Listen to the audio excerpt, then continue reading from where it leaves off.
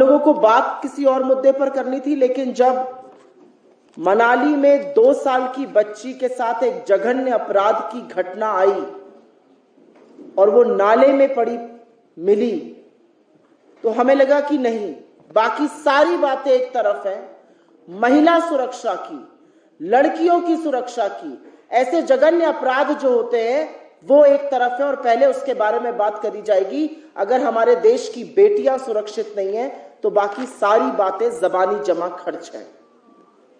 तो सबसे पहले तो हम उस परिवार के साथ, उस बेटी के साथ, उन पर क्या बीत रही होगी इस समय, शोक व्यक्त करते हैं, दुख व्यक्त करते हैं, खेद व्यक्त करते हैं और यह भी बताते हैं कि इस चीज से गुस्सा भी बहुत आता है। कौन है ये लोग जिनको लगता है कि वो ऐसा करके एक मासूम 2 साल की बच्ची के साथ बच जाएंगे?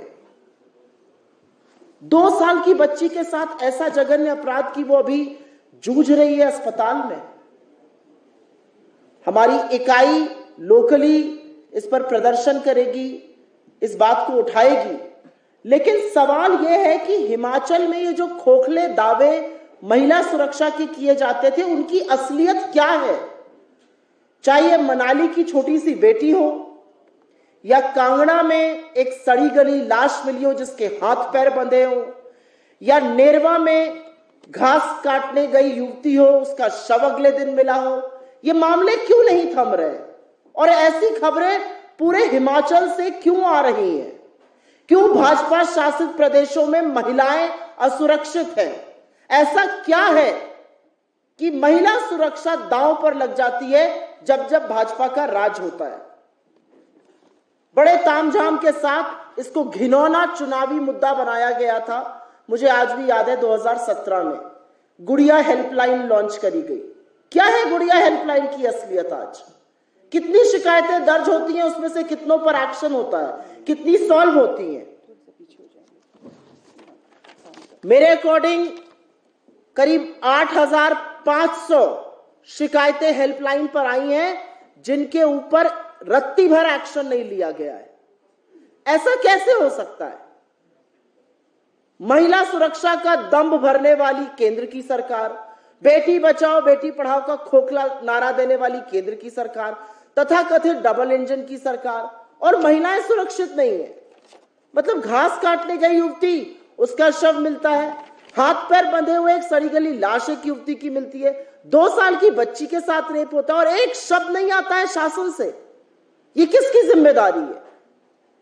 और हो सकता है मैं आपको थोड़ी उत्तेजित इस मामले में लग रही हूं, लेकिन हां, उत्तेजना है, इससे गुस्सा आता है, इसमें मुझे कोई संशय नहीं है। चुनाव हिमाचल में है और चुनाव गुजरात में है, कुछ उपचुनाव हरियाणा में है।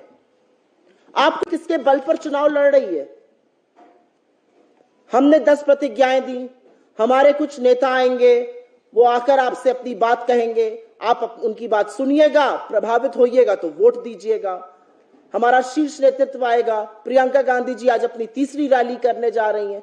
हम चुनाव इन चीजों पर लड़ रहे हैं। भारतीय जनता पार्टी, और मुझे कहने में 1 मिनट का संकोच नहीं है, भारतीय जनता पार्टी चुनाव बलात्कारियों के बल पर लड़ रही है। आप मुझे समझाइए कि गुजरात में चुनाव के जस्ट पहले 11 बलात्कारियों को क्यों रिहा किया गया? उनका स्वागत किया जाएगा? बलात्कारियों का हमारा समाज, हमारा धर्म, जिस धर्म से हम आते हैं, वहां पर यत्र नार्यस्तु पूज्यन्ते रमन्ते तत्र देवता कहा जाता है। औरत को शक्ति स्वरूप मानते हैं। आज जब ज्वाला जी जाकर प्रियंका जी पूजा करेंगी तो देवी के स्वरूप की पूजा करेंगी, और वहां पर आप एक औरत के बलात्कारियों को और 11 बलात्कारियों को रिहा कर रहे हैं क्योंकि आपको उससे चुनावी फायदा होगा। और ये ऐसे वैसे बलात्कारी नहीं है। दुख होता है ये कहते हुए। आंख बंद करिए और सुनिए जो मैं कहने जा रही हूं। 5 साल की एक गर्भवती औरत, उसकी 3 साल की बच्ची का उसकी आंखों के सामने सिर दीवार पर फोड़कर मार दिया जाता है। उसके पिता की हत्या होती है, उसके मां के साथ बलात्कार होता है, उसकी फुफेरी बहन जिसने 2 दिन पहले बच्चे को जन्म दिया था उसके साथ रेप, उसकी हत्या होती है। उसके 2 दिन के बच्चा जो आज भी सीबीआई में अज्ञात शिशु के नाम से 2 दिन पैदा हुआ बच्चे का मर्डर होता है। मौसी का मर्डर और रेप होता है, बुआ का मर्डर और रेप होता है, मौसा का मर्डर और रेप होता है। 11 लोगों की हत्या करने वाले, 14 लोगों की हत्या करने वाले ये 11 लोग किस बल पर रिहा किए जा सकते हैं? क्योंकि आपको चुनावी फायदा होगा। अब हम बलात्कारियों के बल पर चुनाव लड़ेंगे और चुप बैठेंगे लोग? हरियाणा में आपने राम रहीम को पैरोल पे क्यों रिहा किया है? और सुनने में आया कि हिमाचल के एक मंत्री एलईडी पर उनकी अपील चला रहे हैं कि मुझे वोट दीजिए, इनको वोट दीजिए।